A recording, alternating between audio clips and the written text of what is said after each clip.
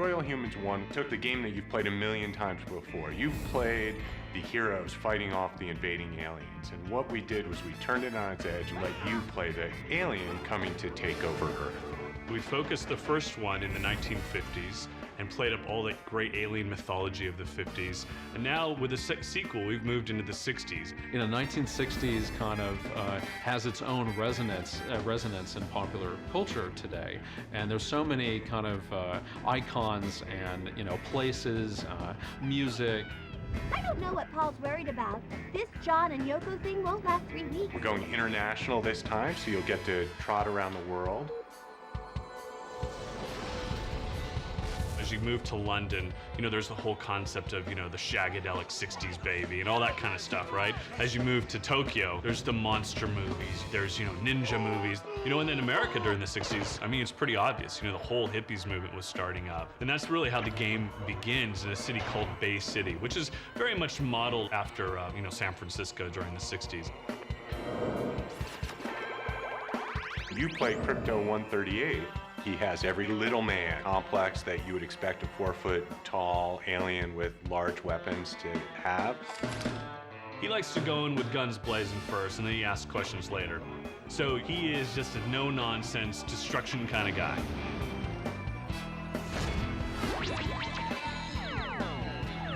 So we've got a whole host of new weapons for Crypto to play with. You have the ability to hop into your UFO at any time and fly around and cause mass destruction. There's the ability to pull in meteor strikes and pull meteors down to take out buildings or take out different kinds of installations.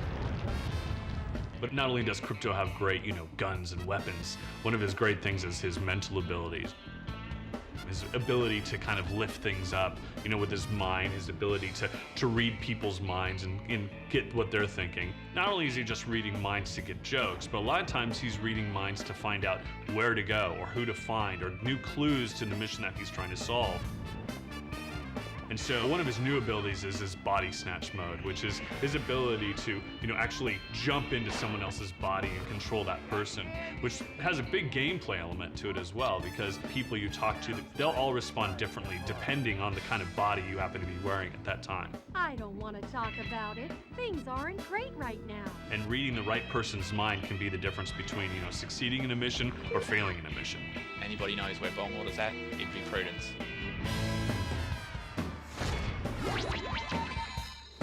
And then there's this kind of irreverent, satirical sense of humor that we really consider the core of the game. Maybe tomorrow I will eat something. Nah. The humor of the game is set up in such a way that, like any good satire, it seems to be about one thing, and in fact it's about other things at the same time. So, on the surface, it seems to be about hippies, but in fact, we can be making fun and having fun with the world that we actually live in 2006 at the same time. Sometimes I feel like the only thing standing between this country and utter moral collapse. I think one of the reasons that Destroy All Humans 2 works on a humorous level is that the game wasn't done by an American team. It was done by an Australian team, and they have the benefit of looking at America in a very different way than those of us who live here. If God meant men to have long hair, he would have made it grow long on its own. They were really able to kind of take a step back and look at America through a different lens. Stupid Beatles. Elvis could kick your asses. We don't lead you around by the breadcrumb trail as much as we did in Destroy All Humans.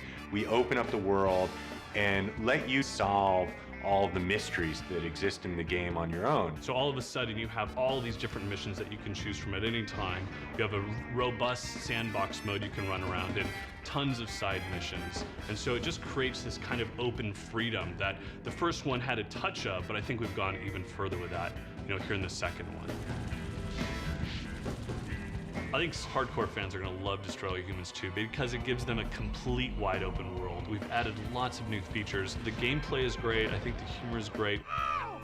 The giant hairless hamster! The way that the visuals come together with the environments and the writing and the music and the characters, it's so good to work on something that just fits together perfectly.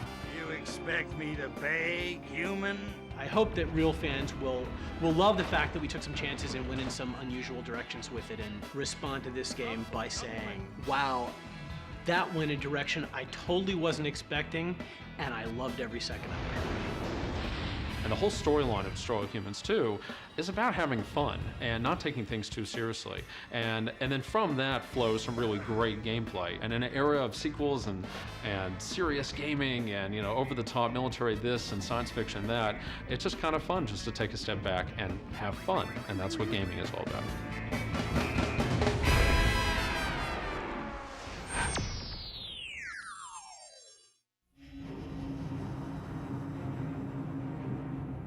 In the 60s, the U.S. was afraid of communism. Russia was afraid of democracy. Tokyo was afraid of giant lizards. And London was afraid of boring fashion. But above all, they were all afraid of one thing.